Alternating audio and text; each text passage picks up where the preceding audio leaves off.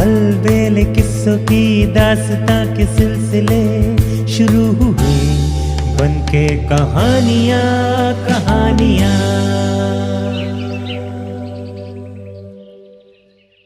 आइए सुनते हैं आज की कहानी, मैं जीत गया पापा। जानकी बाई हाई स्कूल महाराज के स्कूल के खेल के मैदान में उस दिन दर्शक टूट पड़े थे। स्कूल के विद्यार्थी और अध्यापक तो उत्साहित थे ही, पूरे महाराजपुर में ही एक अजब सी सनसनी और उत्तेजना थी। आज जानकी बाई हाई स्कूल की फुटबॉल टीम का शहर के आदर्श मॉडल स्कूल के बच्चों के साथ मैच जो होना था। आदर्श मॉडल हाई स्कूल की फुटबॉल टीम का दूर दूर तक नाम था। पिछले 4-5 वर्षों में शायद ही कोई मैच वो हारी हो। पर इधर जानकी बाई स्कूल के बच्चों ने अपनी पुरानी टीम में जान डाल दी थी। उसके खिलाड़ियों ने खूब प्रैक्टिस की थी। प्रिंसिपल श्यामा कांत जी बहुत खुश थे और ये देखकर कि बच्चों में खूब उत्साह है, वे बार बार ये दोहराते थे कि बच्चों, मुझे उम्मीद है कि तुम लोग एक नया इतिहास रच डालोगे। जानकी बाई हाई स्कूल की फुटबॉल टीम अब अजय कहलाएगी। और सचमुच जानकी बाई हाई स्कूल के बच्चों ने इधर एक एक कर कई मैच लगातार जीते थे और पिछले 6 महीनों में तो उन्होंने सचमुच इतिहास बदलकर दिखा दिया। शायद ही कोई मैच हो जिसमें जानकी बाई टीम के उत्साही बच्चे हारे हों। यहां तक कि एक बार स्कूल के बच्चों और अध्यापकों के बीच में मैच हुआ था और उसमें बच्चों ने इतना बढ़िया खेल का प्रदर्शन किया था कि अध्यापक हैरान रह गए। शुरू में देखकर लगता था कि बच्चे हारेंगे, भला उम्र में इतने बड़े और होशियार अध्यापकों के आगे वे कैसे टिकेंगे। पर टीम के कप्तान सुनील और उस टीम के दबंग खिलाड़ी नितिन, जस्सू और बिल्लू ने इस चुनौती का इतना डटकर मुकाबला किया कि सामने वाली टीम के पसीने छूट गए और दर्शकों की तालियों ने समा बांध दिया। तब हारे हुए अध्यापकों ने अपने विजेता शिष्यों को आशीर्वाद दिया, विजयी भव। टीम के होनहार खिलाड़ियों में जस्सू स्कूल के चपरासी मेवालाल का बेटा था, पर वो उनमें सबसे आगे था। पर उसमें खेल कूद की इतनी लगन थी कि उसे देखकर सुनील चकराया। उसने अपनी टीम के बाकी खिलाड़ियों से पूछा और फिर झटपट जस्सू को टीम में ले लिया। जस्सू शुरू से ही तेज था, पर बाद में तो उसके खेल में इतना निखार आया कि कई बार कप्तान सुनील से उसने ज्यादा गोल किए और ऐसे हालत में गोल किए कि कोई कल्पना भी नहीं कर सकता था। लिहाजा दर्शकों की उसे खूब वाहवाही और तालियां मिली। इस बार लोग उत्सुकता से देखने पहुंचे थे कि आखिर मैच में कौन सी टीम जीतेगी। जानकी बाई हाई स्कूल के बच्चों ने इस बार खासी तैयारी की थी और छोटी से छोटी बात पर विचार विमर्श किया था। वे पूरी रणनीति बनाकर खेल के मैदान में उतरे थे और एड़ी से चोटी तक का जोर लगाकर ये मैच हर हाल में जीत लेना चाहते थे। साथ ही इधर सुनील और जस्सू के खेल में भी खासा सुधार हुआ था। दोनों ने खूब कमाल दिखाया, पर जाने क्यों जस्सू के आगे सुनील कुछ फीका पड़ जाता था। जस्सू में मैच जीतने का जो जोश और फुर्ती थी, सुनील में वो न थी। लिहाजा सुनील ने जब जब गोल करना चाहा, उसका निशाना चूका, लेकिन जस्सू हर बार कामयाब हुआ। एक के बाद एक उसने 3 गोल ठोक दिए।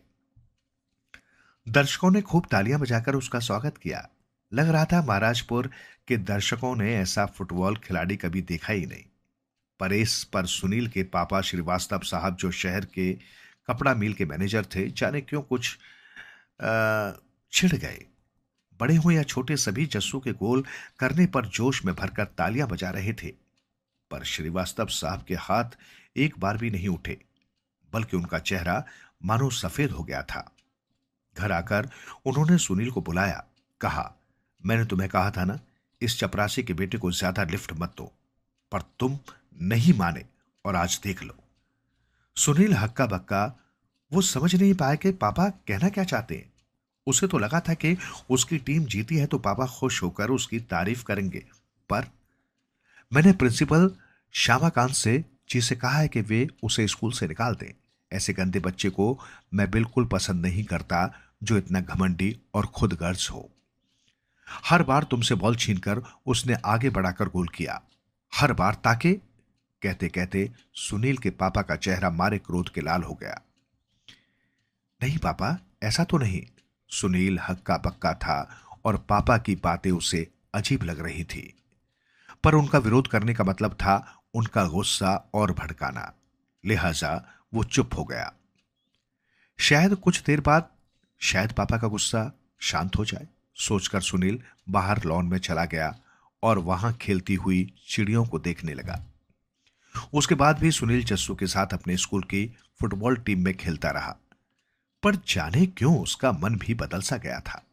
उसे लगने लगा था कि जस्सू के सामने उसकी चमक फीकी पड़ जाती है और सारी वाहवाही जस्सू के हिस्से में आ जाती है।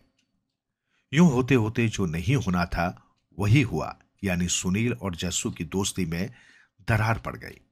उसके बाद सुनील जानबूझकर कोशिश करता कि खेल में वो हावी रहे और सबसे अलग नजर आए, जस्सू को कम से कम गोल करने का मौका मिले।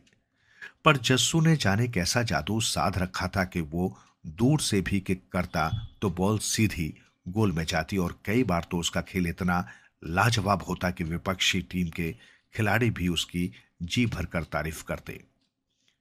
इससे सुनील इतना चिढ़ जाता कि अपनी टीम की जीत के बावजूद वो जस्सू को बिल्कुल बर्दाश्त नहीं कर पाता था।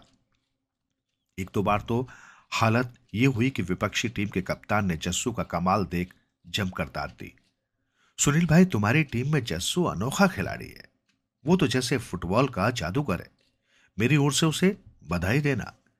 इस पर सुनील ने कुड़कर कहा, हाँ जस्सू ठीक है, पर उसे सिखाया तो मैंने ही है। वैसे हमारे यहाँ तो सभी खिलाड़ी अच्छे हैं और बहुत से तो जस्सू से लाख दर्जे अच्छे हैं। सुनकर सामने वाला हैरान रह गया और सुनील गुस्से से अपना चेहरा फुलाए एक ओर हटकर खड़ा हो गया। इधर जस्सू सुनील को अपना प्यारा दोस्त और बड़ा भाई मानता था, जैसे शुरू से मानता आ रहा था। वो मानता था कि उसके खेल को निखारने और धार देने में सुनील ने वाकई मेहनत की है। बार बार सभी से वो ये कहता था और सुनील से भी, लेकिन सुनील उसकी बातों का जवाब थोड़े रूखेपन से देता तो उसे धक्का पहुंचता। फिर भी जस्सू किसी तरह मन को समझा लेता, सोचता शायद सुनील का मूड ठीक नहीं है, वरना वो तो मुझे इतना प्यार करता है, उसी ने तो मुझे आगे आने का इतना मौका दिया था, वरना मैं था कहां। अब जस्सू का एक ही सपना था कि वो बड़ा होकर फुटबॉल का अच्छा खिलाड़ी बने, इतना अच्छा खिलाड़ी कि सारी दुनिया में भारत का नाम ऊंचा करे और खेल के मैदान में इतना अच्छा प्रदर्शन करे कि लोग उसका प्रदर्शन देखकर झूम उठे। जस्सू के पिता मेवालाल जानकीबाई स्कूल में चपरासी थे और बेटे को ज्यादा सुविधाएं नहीं दे पा रहे थे। फिर भी जस्सू आगे निकलता जा रहा था, देखकर उनकी छाती फूल उठती। लेकिन उन्हें क्या पता था कि जस्सू की यही सफलता सुनील के पापा श्रीवास्तव साहब के मन में करक रही थी। और मुसीबत ये थी कि श्रीवास्तव साहब एक बड़ी फैक्ट्री के मालिक होने के साथ साथ स्कूल के मैनेजर भी थे। श्रीवास्तव साहब जब जब स्कूल में मुआयने के लिए आते थे और जाने क्या बात थी कि उनका गुस्सा कम होने की बजाय उल्टा और भड़कता जा रहा था। उन्हें लगता था कि जस्सू के हिस्से आने वाली तालियां सुनील को मिलनी चाहिए, पर उफ, ये चपरासी का बेटा। इसलिए जब वे स्कूल में आते और मेवालाल उनकी आंखों के आगे आ पड़ता तो उनका गुस्सा 7वें आसमान पर पहुंचता। अब वे उस पर काम चोरी का आरोप लगाकर बात बात में तंग करने लगे, स्कूल से निकालने की धमकी देते हुए कहते, जैसे तुम वैसा तुम्हारा बेटा, बिल्कुल नालायक हो तुम, मैं तुम्हें एकदम बर्दाश्त नहीं कर सकता, मुझे अपनी मनहूस शक्ल मत दिखाया करो। इससे मेवालाल ये तो समझ ही गए थे कि श्रीवास्तव साहब उसके बेटे की तरक्की से परेशान हैं और वही गुस्सा उलटकर अब उस पर उतार रहे हैं। पर वो सोचता, भला मैं क्या करूं? क्या जस्सू से कहूं कि वो जानबूझकर पीछे रहा करे, फुटबॉल सामने आए तो भी किक न करे और गोल हरगिज न करे। एक बार तो मेवालाल ने सोच ही लिया था कि वो जस्सू से कहें कि वो फुटबॉल छोड़कर कोई और खेल खेलना शुरू कर दे, पर फिर उसके मन ने उसे धिक्कारा। अरे मैं कैसा पिता हूं? पिता का काम बेटे के आगे दीवार खड़ी करना है या उसके लिए रास्ता बनाना है? मैं भला उसकी मुश्किलें क्यों बढ़ाऊं, उसके रास्ते में रोड़े क्यों अटकाऊं? पर श्रीवास्तव साहब लगातार अपनी कोशिशों में जुटे रहे। उन्होंने प्रिंसिपल पर दबाव बढ़ाना शुरू किया कि वो मेवालाल को नौकरी से हटा दे या फिर कम से कम जस्सू को ही स्कूल से निकाल दे।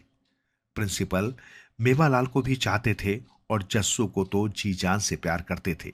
वे जानते थे न मेवालाल का कसूर है और न जस्सू का, बल्कि जस्सू ने तो जानकी बाई हाई स्कूल के यश में चार चांद ही लगाए।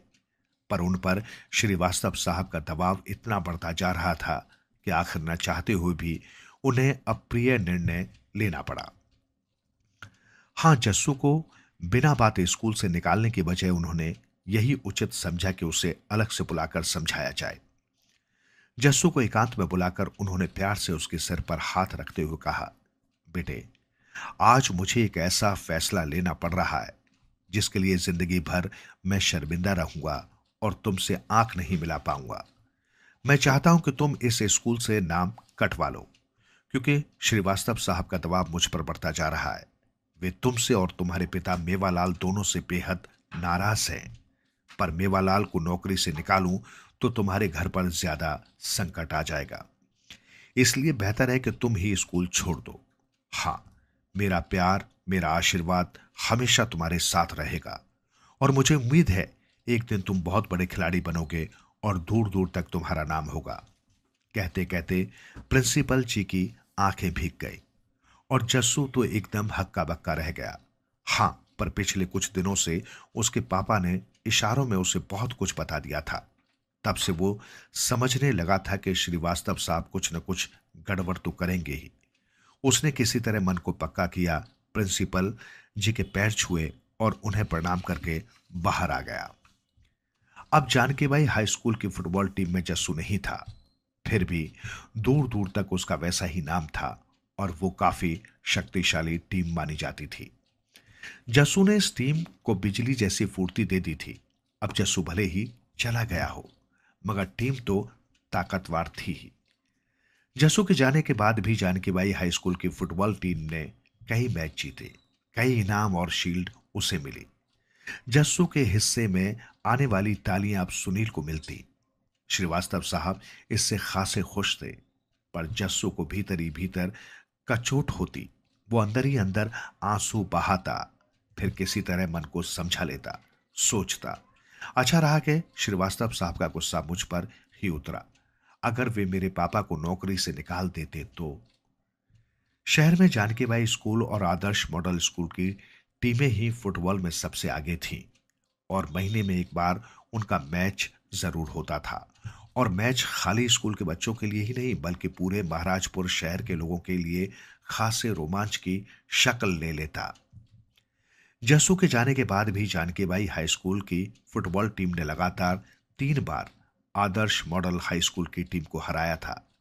पर एक बार साफ देखने में आ रही थी कि जस्सू के बगैर अब जानकी बाई स्कूल की फुटबॉल टीम में वो पुराना दमखम नहीं रह गया था।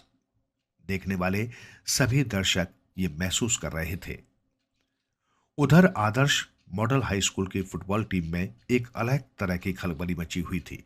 जस्सू के जाने के बाद वे सोचते थे कि जानकी बाई हाई स्कूल की टीम को आसानी से हरा देंगे, पर अब कुछ न कुछ तो करना होगा। एक दिन आदर्श मॉडल स्कूल के स्पोर्ट टीचर दीनानाथ जी ने जस्सू को अपने घर बुलाया। जस्सू, तुम कहो न कहो, पर तुम्हारी तकलीफ मैं समझता हूं। मुझे पता है फुटबॉल तुम्हारे लिए महज एक खेल नहीं, बल्कि जिंदगी की तरह है और मुझे पक्का यकीन है कि तुम आगे चलकर फुटबॉल के लाजवाब खिलाड़ी बनोगे।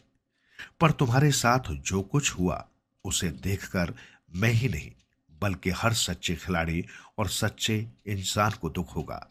यही सोचकर मैंने तुम्हें बुलाया है, सिर्फ ये कहने के लिए कि अगर तुम चाहो तो तुम्हें खेलने का मौका हमारा स्कूल दे सकता है।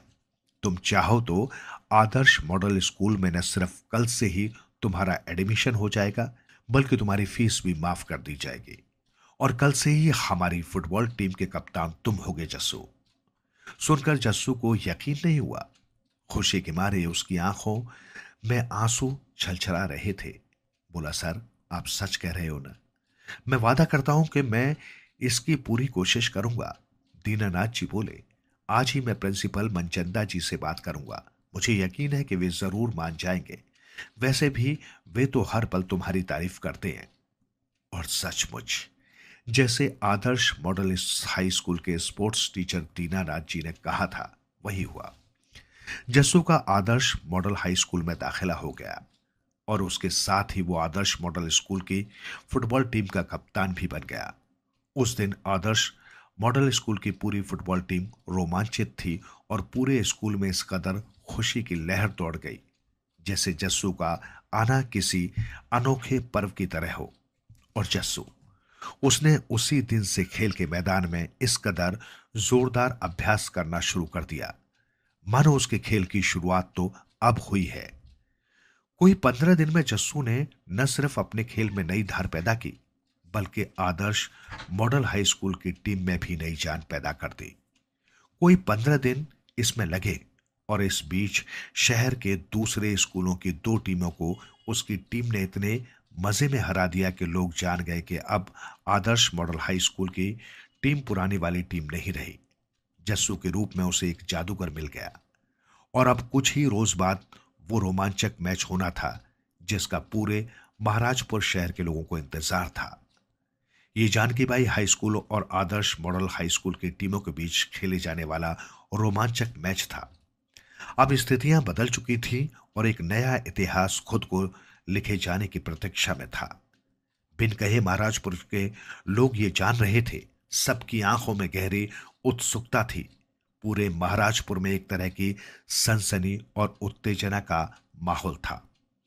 और जिस इतवार को शाम के समय ये खेल होना था उस दिन जानकी बाई हाई स्कूल के खेल के लंबे चौड़े मैदान में खाली स्कूल के विद्यार्थी ही नहीं बल्कि सारे शहर के बच्चे और किशोर उत्सुकता से इकट्ठे हो गए थे। फिर चाहे वे किसी भी स्कूल के हों, यहां तक कि बड़ी उम्र के लोगों की भी खासी भीड़ फुटबॉल मैदान में उमड़ पड़ी थी। जिनकी फुटबॉल के खेल में दिलचस्पी थी वे तो आए ही थे, पर जिनका ज्यादा दिलचस्पी नहीं थी वे जस्सू का खेल या उसकी एक झलक देखने आए थे। भला कौन ऐसा खिलाड़ी है जिसने रातों रात एक इतिहास बदल दिया। और मैच शुरू हुआ तो मैदान में इस कदर सन्नाटा था कि सुई भी गिरे तो आवाज हो। सबकी आंखों में गहरी उत्सुकता थी। शुरू में जानकी बाई हाई स्कूल की टीम ने थोड़ा आक्रामक अंदाज में खेलने की कोशिश की, पर जल्दी ही उनका जोश ठंडा हो गया।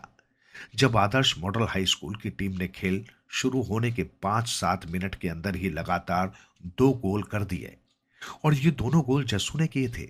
जस्सू को अपने सामने देखकर सुनील का चेहरा उतर गया था और जितना जितना वो अच्छा खेलने की कोशिश करता उतना ही उसके हाथ पैर कांपने लगते और वो निशाना चूक जाता। बिल्कुल गोल के पास पहुंचकर भी वो गोल नहीं कर पा रहा था और जस्सू की टीम सहजता से गोल किए जा रही थी। देखते ही देखते 2 गोल और हो गए तो जानकी बाई स्कूल के खिलाड़ियों की हालत खराब होने लगी। अपने खिलाड़ियों का जोश बढ़ाने के लिए स्कूल के बच्चे जोर जोर से तालियां बजा रहे थे। कुछ जस्सू को हूट करने की कोशिश भी कर रहे थे। वे सोच रहे थे कि मैच जानकी बाई के खेल के मैदान में हो रहा है तो जरूर हमारी टीम जीतेगी ही, उसे जीतना ही चाहिए। पर आदर्श मॉडल हाई स्कूल के पास इस समय जस्सू था, ऐसा खिलाड़ी जो अकेला 10 के बराबर था। फिर जस्सू ने स्कूल की फुटबॉल टीम में ऐसी जान फूंक दी थी कि उसकी टीम के खिलाड़ी जब फुटबॉल को किक करते तो वो इस कदर हवा उड़ती नजर आती कि जानकी बाई के खिलाड़ियों के रोके न रुकती। देखकर उनके चेहरे उतर जाते। सुनील का चेहरा मुरझाया हुआ था, फिर भी उसने कई बार अपनी टीम के खिलाड़ियों को चेताने की कोशिश की थी। 1-2 बार तो उसे डांटना भी पड़ा था कि क्या मुर्दों की तरह खेल रहे हो, जरा जोश दिखाओ ना। पर इससे उसको टीम के खिलाड़ी और अधिक गुस्से में आ गए और चिड़चिड़े हो गए। नतीजा यह हुआ कि मिलकर खेलने और जीतने का जोश उनमें और कम हो गया। इसी का फायदा उठाकर आदर्श मॉडल हाई स्कूल के खिलाड़ियों ने एक एक कर 3 गोल और ठोक दिए। जानकी बाई की टीम वर्षों बाद इस बुरी तरह पिटी थी। हालत यह थी कि सुनील ही नहीं, उसके किसी भी खिलाड़ी को सफलता नहीं मिल रही थी और उधर सामने वाली टीम के कप्तान जस्सू का जादू सबके सिर पर बोल रहा था। आदर्श मॉडल हाई स्कूल के 7 गोलों में 5 अकेले जस्सू ने ही किए थे। सुनील ने देखा तो उसकी हालत खराब हो गई, दिमाग चकराने लगा। अंत में उसे लगा कि उसकी आंखों के सामने अंधकार छा गया है। थोड़ी देर में उसे चक्कर आया और वो वहीं गिर गया। सुनील के गिरते ही हड़कंप सा मच गया। जानकी बाई स्कूल की टीम के खिलाड़ियों ने मौके का फायदा उठाया और जोर जोर से चिल्लाकर कहना शुरू किया। जस्सू ने सुनील को धक्का देकर गिरा दिया। जस्सू को मैदान से बाहर निकालो। पर इतने में ही जानकी बाई स्कूल के प्रिंसिपल श्यामलाल कांत मैदान में आकर बोले, मैंने खुद देखा है, जस्सू सुनील से काफी दूर था, फिर उसने भला धक्का कैसे दे दिया। इतने में सुनील को होश आ गया। पानी पीकर थोड़ी ताकत आई। उसे भी शोर सुनाई पड़ा। सुनकर बोला, नहीं, मुझे किसी ने नहीं कराया। जस्सू का कोई कसूर नहीं है, मैं ठीक हूं। खेल रुकेगा नहीं, आगे चलेगा। और सुनील ने थोड़ा पानी पीकर सुस्ताने के बाद फिर खेलना शुरू किया। इस बार सुनील थोड़ा संभल कर खेला। टीम के खिलाड़ियों ने भी हिम्मत दिखाई, पर बाजी उनके हाथों से निकल चुकी थी।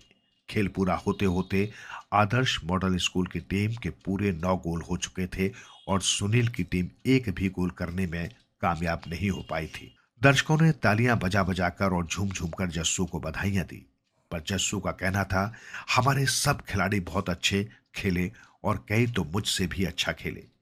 बधाई खाली मुझे नहीं, पूरी टीम को दीजिए।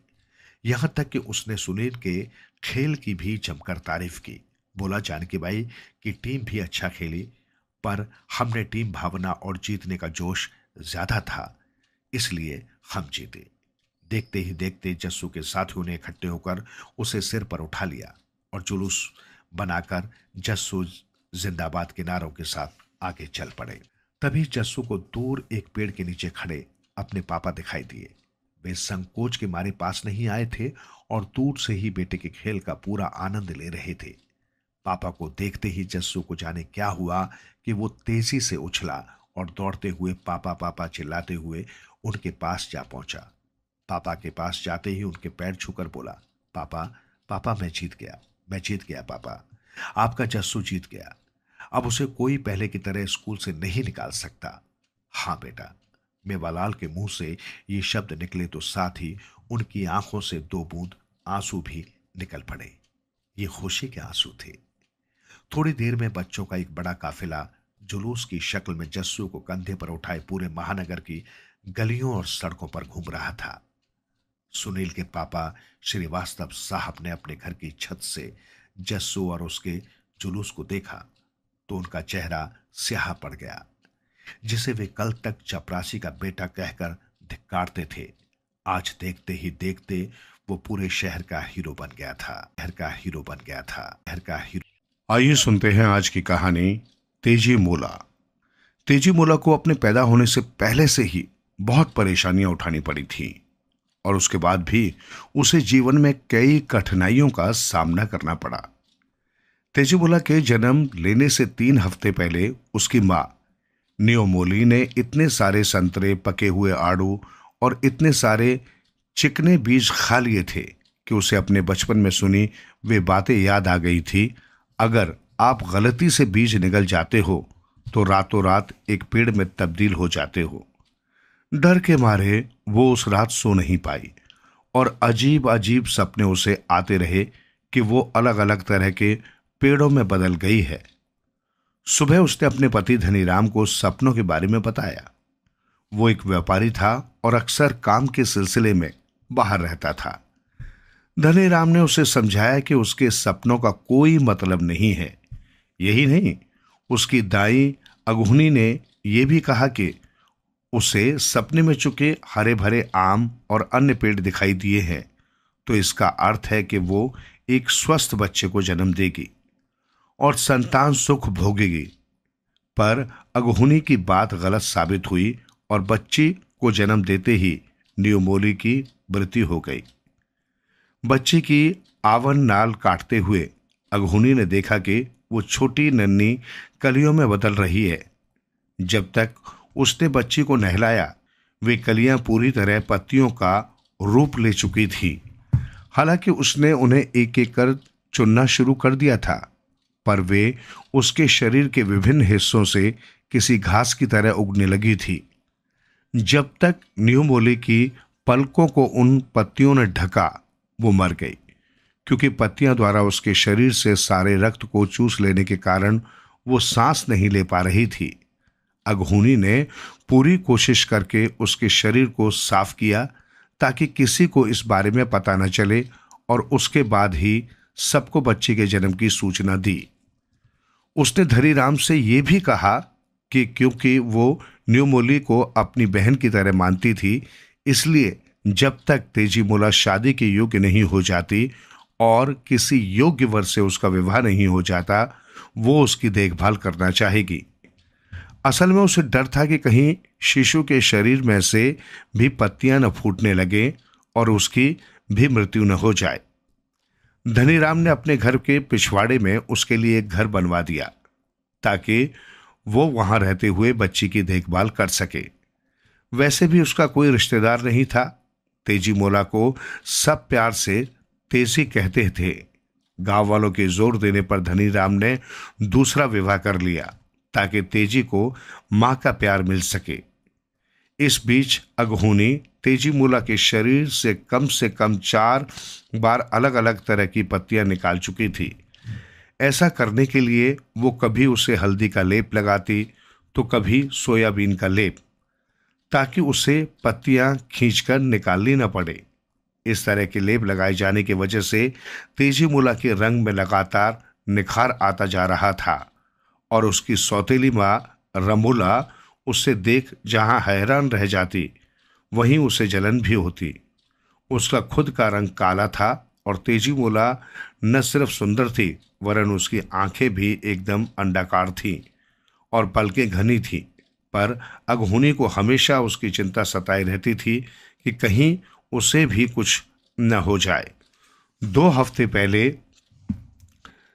लाल गर्दन वाले हरे रंग के तोते ने धनीराम के घर पर, जब वो बाहर अपना सामान बेचने जाने के लिए सामान बांध रहा था, तब गीत गाया था।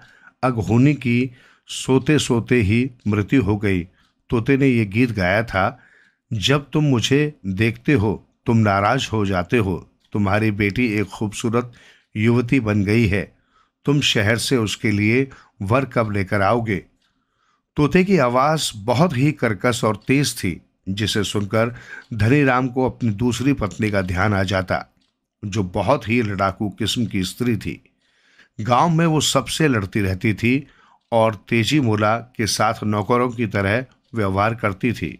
उसने तोते को देखकर एक ठंडी आह भरी और उसे आश्वासन दिया कि अगले 6 महीने की अपनी समुद्री यात्रा के दौरान वो अपनी बेटी के लिए उपयुक्त वर जरूर ढूंढ लेगा। पर रमोला के दिमाग में तो कोई और ही खुराफात चल रही थी। जैसे ही धनीराम अपनी यात्रा पर निकला, उसी रात रमोला ने अपने तीनों बेटों के लिए स्वादिष्ट भोजन बनाया और तेजी मोला को खाने के लिए केवल बचे हुए चावल नमक के साथ खाने को दिए। वो दिन रात उससे घर के सारे काम करवाती और सोने के लिए एक बांस की चटाई दे देती। तेजी मोला खुशी खुशी सारे काम करती। जब भी उसे अपनी माँ की याद आती, वो रुआसी हो जाती। जिस रात धनीराम घर से निकला, तेजी की उंगली में एक छोटी सी हरी पत्ती उगाई, जिसे उसने तुरंत ही चंदन का लेप लगाकर हटा दिया, जिसके बारे में अगहुनी ने उसे बताया था। वो अक्सर अगहुनी को याद कर रोती, क्योंकि उसे तो माँ का प्यार उसी से मिला था। उसकी सबसे खास सहेली का विवाह तय हो गया था और जब उसने अपने सौतेली माँ से जाने की अनुमति मांगी तो तेजी मोला ये देखकर हैरान रह गई कि न सिर्फ उसे जाने की अनुमति दे दी, वरन अपनी माँ के सूती कपड़े मांगने पर उसने उसे अपने महंगे रेशमी कपड़े भी पहनने को दिए। उसे हिचकिचाते देख रमोला ने कहा, तुम नए डिजाइन के कपड़े पहनो और अपने इन वस्त्रों के नीचे ब्लाउज भी पहनो, इससे तुम और सुंदर लगोगी। मैं तो अब ऐसे कपड़े नहीं पहन सकती क्योंकि अब मैं बूढ़ी हो रही हूं, लेकिन तुम्हें ऐसे ही कपड़े पहनने चाहिए।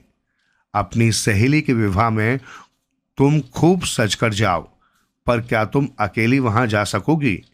हाँ, मैं अकेली जा सकती हूँ, सुंदर कपड़ों को देखते हुए तेजी मोला ने खुशी से कहा। पर रमोला तो कुछ और ही सोच रही थी। उसने उन कपड़ों को एक जूट के थैले में डालते हुए रेशमी वस्त्र की तहों के बीच धीरे धीरे जलने वाला एक अंगारा और एक छोटा सा चूहा रख दिया। फागुन का महीना था, ठंडी हवा चल रही थी। सड़क पर लाल रंग के गुड़हल के फूल बिखरे हुए थे। सहेली के घर जाते हुए तेजी मोला को लगा कि जैसे थैले में कुछ हिल रहा है। वो उसे खोलकर देखना चाहती थी, पर उसकी सौतेली माँ ने उसे हिदायत दी थी कि वो विवाह स्थल पर पहुंचकर ही थैला खोले, उससे पहले नहीं, वरना रास्ते की धूल मिट्टी से वस्त्र गंदे हो जाएंगे। माँ के डर से तेजी मोला चुपचाप चलती रही। वो अपनी माँ के गुस्से को जानती थी। उसने अपने प्रति पहली बार जो ममता देखी थी, उसे वो खोना नहीं चाहती थी। वो हर हालत में उसे खुश देखना चाहती थी। उसने और तेज चलना शुरू कर दिया ताकि जल्दी से सहेली के घर पहुंच सके और नहाने के बाद इन वस्त्रों को पहन सके। उसने अपने थैले से धुआं निकलता नहीं देखा। विवाह स्थल पर पहुंचने के बाद जब उसने पहनने के लिए वस्त्रों को निकाला और देखा कि वे जगह जगह से कटे हुए हैं और कहीं कहीं से जल भी गए हैं, तो वो हैरान रह गई। वो डर के मारे रोने लगी कि अब तो उसकी सौतेली माँ उसे कोई बड़ी सजा देगी, क्योंकि उसने उसके इतने कीमती कपड़े खराब कर दिए थे। उसकी सखी सोखी ने उसे सांत्वना देने की कोशिश की। तेजी, तुम इसके लिए उत्तरदायी नहीं हो। माँ को मैं ये बात कैसे समझाऊंगी? वो मुझे बहुत मारेगी। उन्हें सब सच सच बता देना, इसमें तुम्हारी कोई गलती नहीं है। फिर सोखी ने उसे उपहार में मिले हुए अपने रेशमी वस्त्र पहनने के लिए दिए, पर तेजी दुखी थी और ये बात भी उसे रुला रही थी कि सोखी उससे दूर चली जाएगी, जिसके साथ वो अब तक अपने सारे दुख सुख बांटती आई थी। फिर जिसका तेजी को डर था वही हुआ। उसकी माँ ने उसकी बात पर विश्वास नहीं किया। उसने तेजी के लंबे बालों को खींचा और उसे मारने लगी। सजा के रूप में उसने तेजी से भीगे हुए चावलों को पीसने के लिए कहा। तेजी बोला बहुत रोई कि उसने सचमुच वस्त्र नहीं फाड़े हैं, पर रमोला नहीं मानी।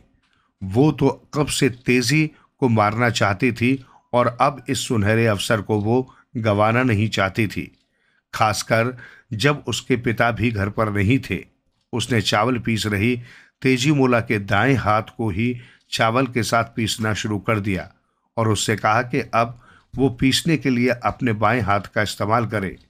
तेजी मोला रोते रोते बोली, माँ, तुमने मेरे दोनों हाथों को आहत कर दिया है, मुझे जाने दो।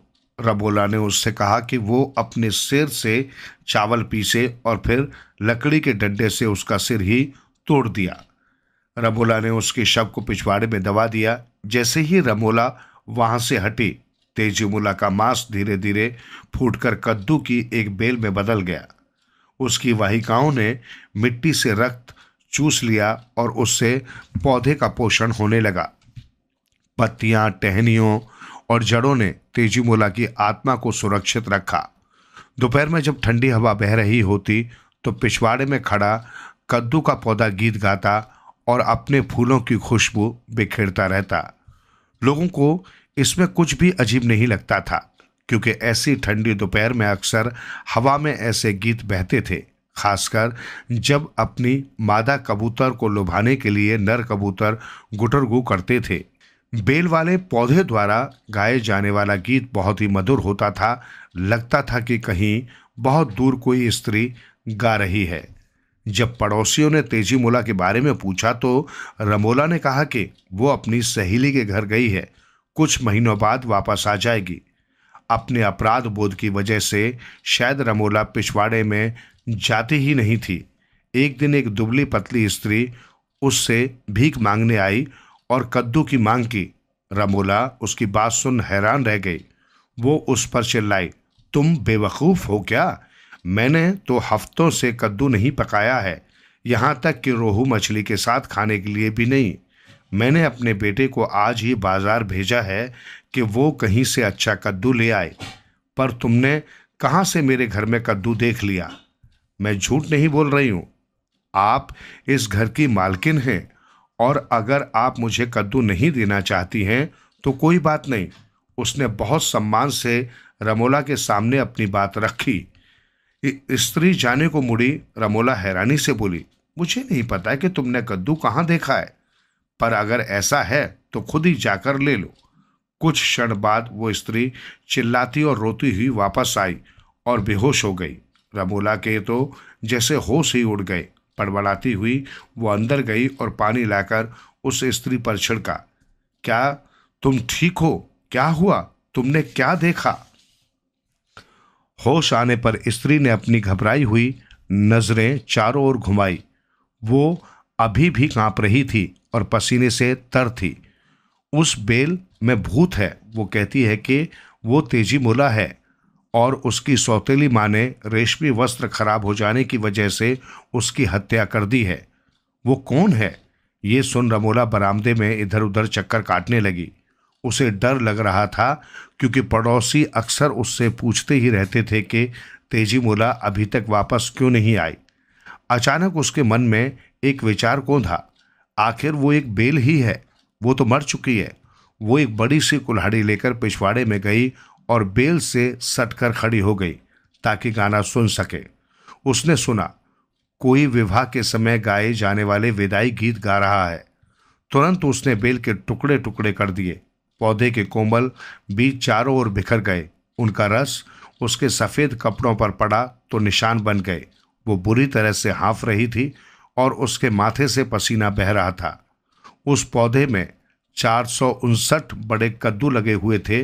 92 अभी पूरी तरह से बने नहीं थे और उस पर 345 फूल थे जिन्हें वो एक एक करके चुनने लगी, पहले अकेले फिर अपने दोनों बेटों की सहायता से जो तब तक घर लौट आए थे। बड़ा बेटा जो कद्दू लेने गया था अभी तक नहीं लौटा था। उन तीनों ने मिलकर एक गहरा गड्ढा खोदकर उस पौधे को बगीचे के एक एकांत कोने में दबा दिया।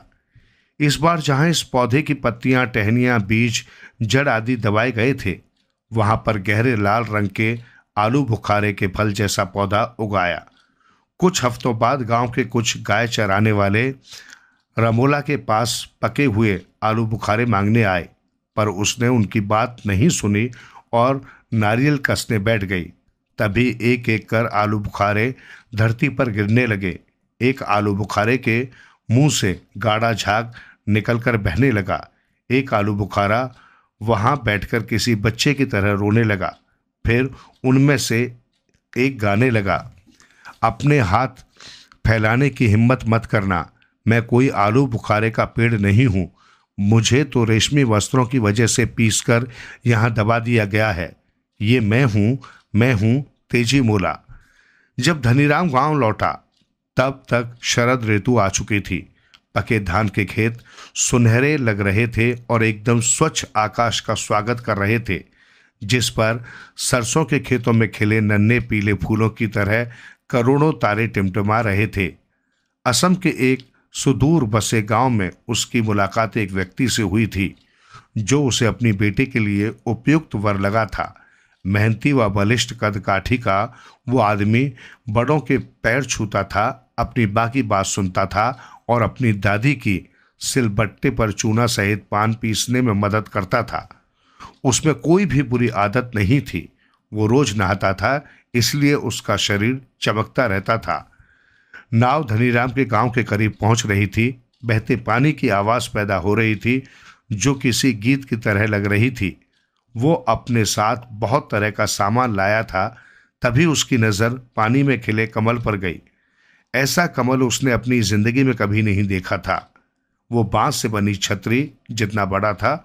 उसने कहा, इसे मैं अपनी बेटी के लिए तोड़ूंगा क्योंकि मेरी सुंदर बेटी इस तरह का फूल पाने की हकदार है।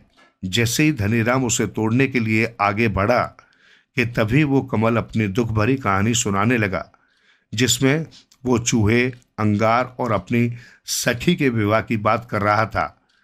तेजी मोला केवल एक ही बार गा सकती थी, इसलिए उसकी बात पर विश्वास न करते हुए जब वो कमल को उखाड़कर फेंकने लगा तो वो ऐसा न करने की प्रार्थना करने लगी। जब उसे तोड़ा जाने लगा तो अचानक उसने देखा कि उस फूल ने अपनी हथेलियां खोल ली हैं। उसने एक हाथ में पान का नया पत्ता लिया और दूसरे हाथ में चबाया हुआ पान का पत्ता और बोला, अगर तुम वास्तव में तेजी मोला हो तो तुम चातक पक्षी में बदल जाओगी और मेरे दाएं हाथ में रखे चबाए हुए पान के पत्ते पर चोंच मारोगी। अगर तुम कोई भूत हो जो मुझे छलने की कोशिश कर रहा है तो तुम मेरे बाएं हाथ में रखे ताजे पान के पत्ते पर चोंच मारोगी। मेरे आदेश का पालन करने में दैवीय शक्तियां तुम्हारी मदद करेंगी। हवा अचानक बहते बहते रुक गई। ऐसा लगा कि कमल सांस ले रहा है। जब दोपहर को वो घर पहुंचा तो साथ में पिंजरे में एक चातक पक्षी भी उसके साथ था। रमोला ने उसके बारे में कोई जिज्ञासा नहीं दिखाई। धनीराम ने जब तेजीमोला के बारे में पूछा तो वो जोर जोर से रोने लगी और बोली कि जब वो अपनी सहेली के विवाह में गई थी तो वहीं से एक आदमी के साथ भाग गई। उसने शर्म के मारे ये बात किसी को नहीं बताई। उसके तीनों बेटों ने कहा कि उन्होंने तेजीमोला को जगह जगह ढूंढा पर वो कहीं नहीं मिली। ये सुन धनीराम एक लाल बॉर्डर वाला वस्त्र लेकर पिंजरे के पास गया और तेजीमोला से कहा, अब मैं तुम्हें आदेश देता हूं कि तुम अपने असली रूप में आ जाओ और इस वस्त्र को पहनो। धनीराम ने रमोला को उसके बेटों सहित घर से निकाल दिया। 1 महीने बाद गांव वाले ऐसी भव्य शादी में शामिल हुए जिसकी उन्होंने कभी कल्पना तक नहीं की थी।